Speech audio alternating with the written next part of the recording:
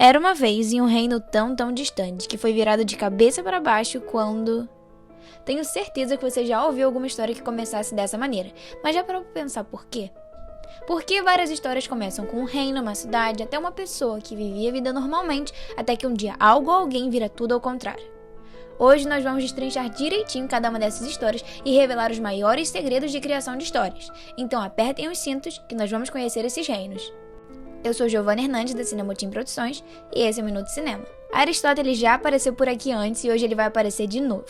Ele foi um dos precursores dos grandes pensadores e estudiosos sobre como organizar uma história.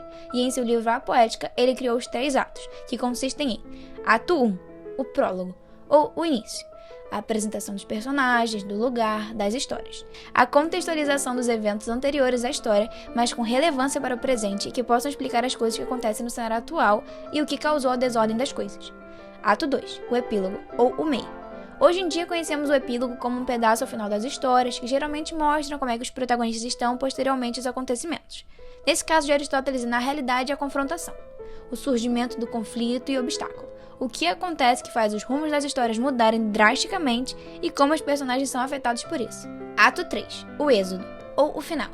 É o final, a resolução dos problemas. O que os protagonistas devem fazer para solucionar o problema que fez a história mudar seu curso no início. Aqui também veremos se eles foram afetados ou sofreram alguma mudança no meio do caminho. Deixo um questionamento aqui para vocês hoje. Depois que o conflito é solucionado, o personagem está de volta ao seu eu do início ou ele sofreu alguma mudança, interna ou externa ao final? Bom, isso nós discutiremos na parte 2 desse vídeo. Vamos agora um pouquinho mais a fundo e avançar para os dias atuais. O roteirista Sid Field, durante os anos 80, criou o Paradigma, como é assim chamado, que é uma adaptação dos 3 atos de Aristóteles, com alguns elementos que foram acrescentados e explicados. Ainda mantendo a estrutura de apresentação, confronto e resolução da divisão dos atos, agora nós temos o incidente incitante, no ato 1, como o nome do elemento que põe a vida do protagonista, do reino, da cidade ou até do mundo em desequilíbrio. O clímax, como o ponto mais alto de energia, ação e emoção da história. Toda a história caminha até aquele momento e ele será decisivo para determinar o que acontecerá com a trama em diante. No final dos atos 1 e 2, nós temos os pontos de virada, momentos em que os rumos dos filmes mudam tanto para o bem quanto para o mal, e geralmente acontecem ao lado do clímax ou em momentos antes da resolução dos conflitos. Vamos ver na prática como é que eles funcionam direitinho e com exemplos de alguns gêneros bastante conhecidos, como o romance e o terror. Romance. No ato 1, nós temos o setup, a apresentação dos personagens e da dinâmica da história. O meet cute, encontro fofo, com muitas vezes desajeitados do protagonista e o seu interesse amoroso. Até o final do ato, com ponto de virada, que geralmente é alguma complicação que separa à primeira vista os protagonistas. No ato 2, nós temos o meet point, o reencontro dos amantes. O gancho, que aumenta a tensão e seria um possível motivo para que eles fiquem juntos. E terminamos o ato com o quinto beat, que seria o que aumenta o risco dos dois ficarem juntos, como tensão sexual comprovada, demonstração de interesse a mais, etc. Além de geralmente ser um ponto de auxílio ao humor do filme. No ato 3, nós temos o Dark Moment, um momento triste que vai resultar na separação dos personagens. E o sétimo beat, que é a alegre derrota.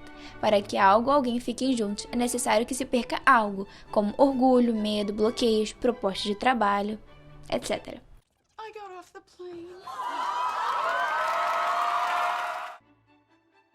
Existem vários subgêneros dentro dos filmes de terror, cada um com suas próprias dinâmicas, mas em alguns casos comuns, nós temos o ato 1, a manifestação das figuras sobrenaturais ou humanas, ou os primeiros casos e vítimas também aparecem.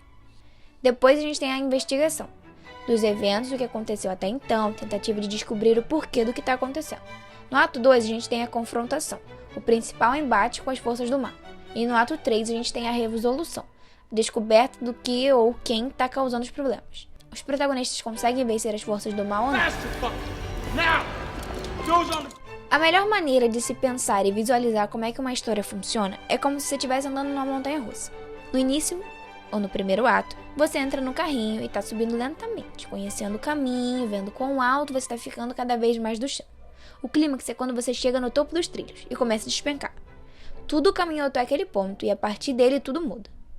E todo o desfecho da história se dá quando o carrinho está descendo e começa a pegar velocidade até parar completamente, chegando no final do caminho e da história. Mas diz aí nos comentários se vocês reconheceram alguma dessas estruturas em algum filme ou série que vocês já tenham assistido e quais foram as mais fáceis de reconhecer. Também já deixa logo um like aqui embaixo se gostou desse conteúdo e quer ver de novo por aqui no canal. Não se esqueçam de nos seguir em nossas redes sociais e se inscrever no botão aqui embaixo para ficar por dentro de tudo o que tá rolando. E já se prepara logo que a parte 2 desse vídeo nós vamos explicar um pouquinho mais sobre como funciona a construção de personagem e a sua jornada na história. Ficamos por aqui e até a próxima. Tchau!